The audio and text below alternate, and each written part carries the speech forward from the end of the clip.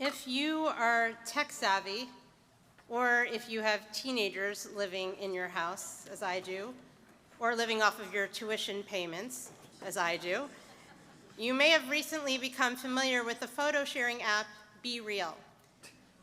I hear some laughter, and Saturday Night Live just parodied it this past weekend. You can go back and watch that. But every day, at a different time, you receive a notification and you have 2 minutes to take a picture. 2 minutes. It's a lot of pressure. It simultaneously takes a picture from both your front camera and your back camera. So you can see not only you, but also whatever you're looking at, whatever else is in the room. And 2 minutes, if you notice the alert immediately, is not really enough time to stage your background or get camera ready. So the resulting picture is actually real. It's the whole point. And while you can retake your photo, if you do so, it records the fact that you have retaken the picture. And then only after you yourself have posted can you see your friends' be-reals and also see if they've retaken their pictures. But this idea promotes presenting ourselves as we are, with all of our imperfections, as the name suggests. Be real. Yom Kippur, at its core essence, is about striving to be better versions of ourselves. It is not about reaching for perfection. It's recognizing that we have work to do, work to improve ourselves, and work to do together to improve our world. The prayer we recited a little while ago, Kol Nidrei, even gives us an out.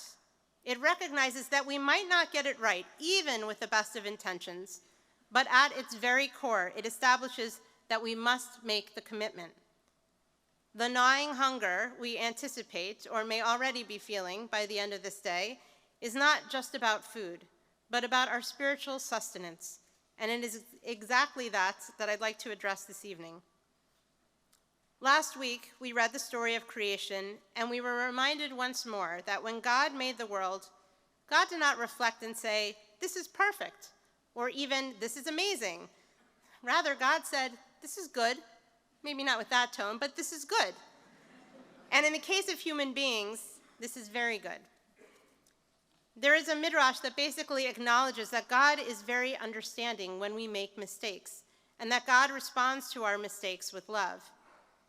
If God can forgive us, then why can we not forgive ourselves? We are, after all, God's partners. God created us so that we might help put the broken pieces of our world back together. Great emphasis has been placed on this concept as a central Jewish value, so much so that we include words that express this idea in the Aleinu prayer that we recite daily and which we'll hear in just a little while, Litaken olam b'malchut Shaddai, to repair the world under God's rule. We are God's partners in the ongoing work of creation. Each one of us has an obligation to ensure that the world, imperfect as it may be, comes closer to what it was at the beginning and what God intended. I would suggest that Yom Kippur is not at all about striving for perfection, but rather it is about setting an intention to strive for wholeness.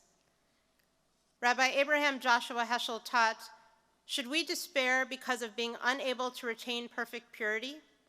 We should, if perfection were our goal.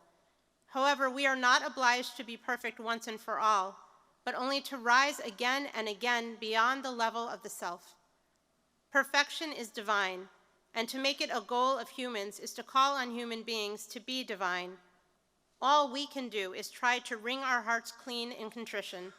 To be contrite at our failures is holier than to be complacent in perfection. Yet our society craves perfection. Just think about our social media profiles and what we see on each other's. The Be Real app I mentioned is an exception to what we generally see and post.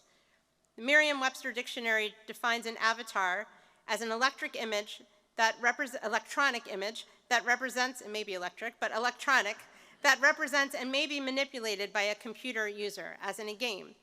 The majority of online avatars are just that, carefully curated in terms of what we show to the outside world. And that is not good for any one of us.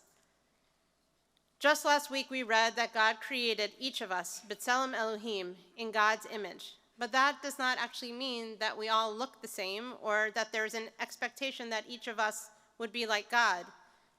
Too many people define God as perfect, but even when the Torah tells us to strive to be like God, it does not use the word perfect. It uses the word holy. We are holy in our imperfection. It is, in fact, that imperfection that inspires us to reach for holiness, to be like God in our acceptance and understanding of ourselves and one another. Rabbi Israel Salanter, founder of the modern Musar, or Jewish ethical mindfulness movement, captured the reality that Yom Kippur addresses. He said, "When I was a young man, I wanted to change the world, but I found it was difficult to change the world, so I tried to change my country. When I found I couldn't change my country, I began to focus on my town. I discovered that I couldn't change my town. So as I grew older, I tried to change my family. And now, as an old man, I realize the only thing I can change is myself. Then I can make an impact on my family, and from that, our family could impact our town, and that in turn could have changed the country, and we could all indeed have changed the world." Today is our opportunity, our moment to make the decision to recognize and claim our imperfections, to recognize that our imperfections bring holiness to ourselves and to others.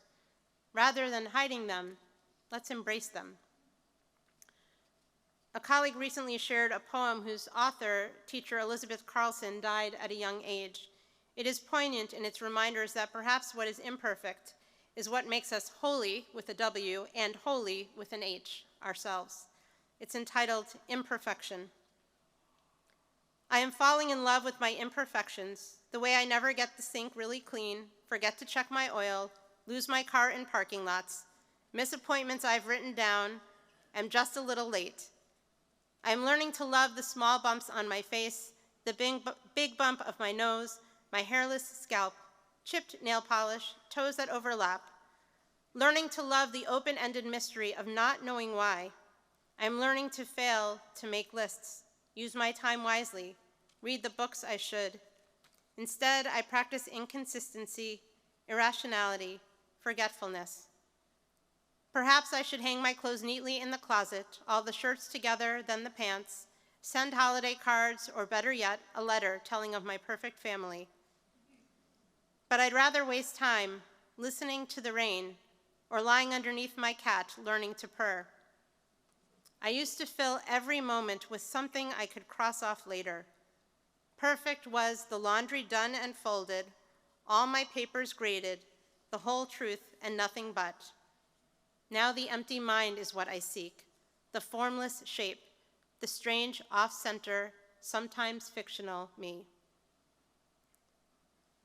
Each of us must begin with ourselves. We embrace our brokenness, our own shards of divine light that I spoke about last week, and as we begin to put ourselves back together, we begin to put the world back together.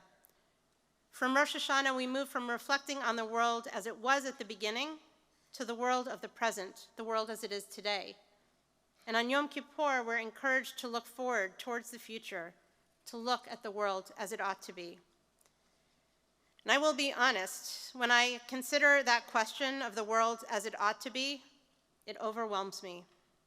There are many, many things that keep me up at night when I contemplate where to begin, or rather continue that work, l'taken olam b'malchut shaddai, to repair the world under God's rule. Let's imagine what that world would look like. A world in which children would enter their schools each morning without fear for their personal safety, whether from bullying, mental health, or gun violence. A world in which every voice is heard, every person is seen and valued.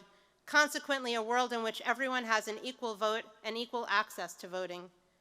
A world in which food is distributed so that there is no hunger and no food deserts, so that feed the hungry, clothe the naked, house the unhoused are not just ideas, but realities. A world in which women from every background and socioeconomic bracket, of every age, race, and religion, have access to quality health care for themselves and their children, and where everyone has free choice and autonomy over their own bodies. A world in which we celebrate our differences by giving to one another rather than taking from the other, a world that is free from war. Jewish text and tradition has always guided us how to act on every issue, from slavery in Egypt to standing up to the pharaohs in our day. Our current divisive partisan culture threatens the existence of true democracy, a society in which the exchange of ideas and difference of opinions is welcome and an opportunity for learning and growing rather than cancel culture. I fear we have lost some of what established Reform Judaism in the first place. There was a time when people came to synagogue for the purpose of exploring how Judaism addresses the issues of our day, so that we might engage in respectful conversation and embrace our disagreements as opportunities to learn, and then ideally move forward together in ways that affect real and lasting change that results in the world as it ought to be.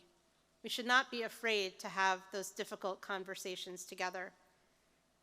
Yom Kippur is the perfect time for us to commit ourselves to not only being God's partners, but being each other's partners as well. It is a liminal moment for us, just as it is for our country, with the beginning of a Supreme Court session yesterday and on the precipice of the midterm elections. Should that dissuade us from talking about what lies in front of us? Our Judaism tells us we must not refrain from talking about the issues, nor from getting involved in them. Pirkei Avot teaches, Lo alecha hamlacha likmor, velo ata ben chorin lehibatel mimena. It is not your duty to complete the work, but neither are you free to desist from it. And that is not a one-off. Midrash Tanchuma suggests if a person of learning participates in public affairs and serves as judge or arbiter, that person gives stability to the land. But if a person sits in their home and says to themselves, what have the affairs of society to do with me? Why should I trouble myself with the people's voices of protest? Let my soul dwell in peace. If one does this, according to this teaching, they overthrow the world. So what will we do is what our people have done for centuries in each and every generation. We will continue to examine the issues of our day through a Jewish lens so that we might figure out a path forward together, so that we might ensure that we learn from the lessons of the past, and that when we say never again, we work to ensure that history will not repeat itself. Let's turn back to the world as it should be. How are we going to act now to ensure that every person is seen, every voice is heard? We're going to continue to engage in learning what Judaism teaches about all of the issues that keep us up at night.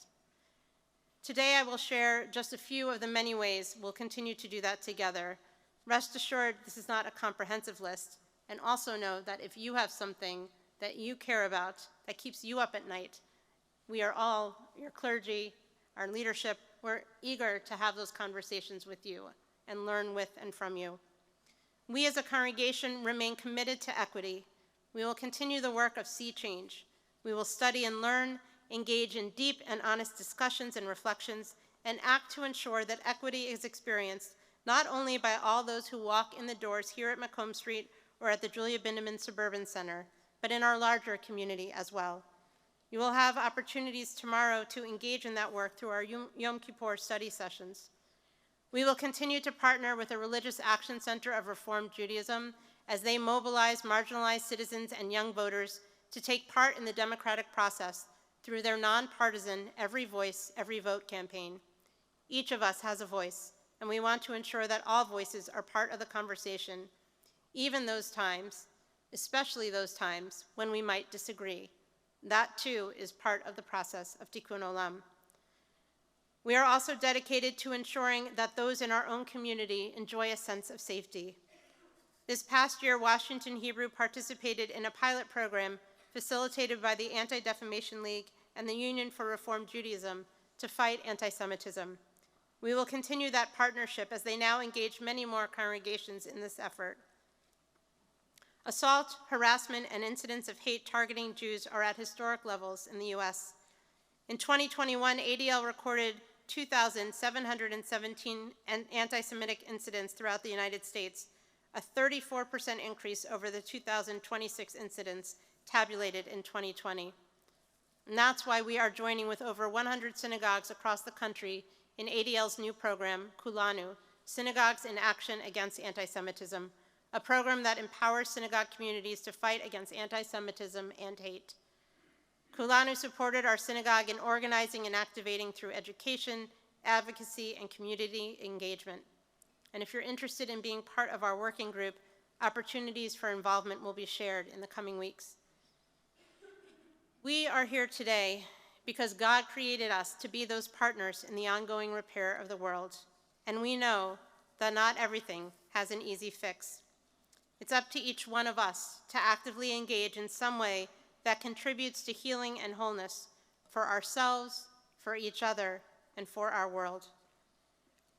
Rabbi Jonathan Sacks wrote in his book, To Heal a Fractured World, "There may be poverty in every age, but that does not make it God's will for the world.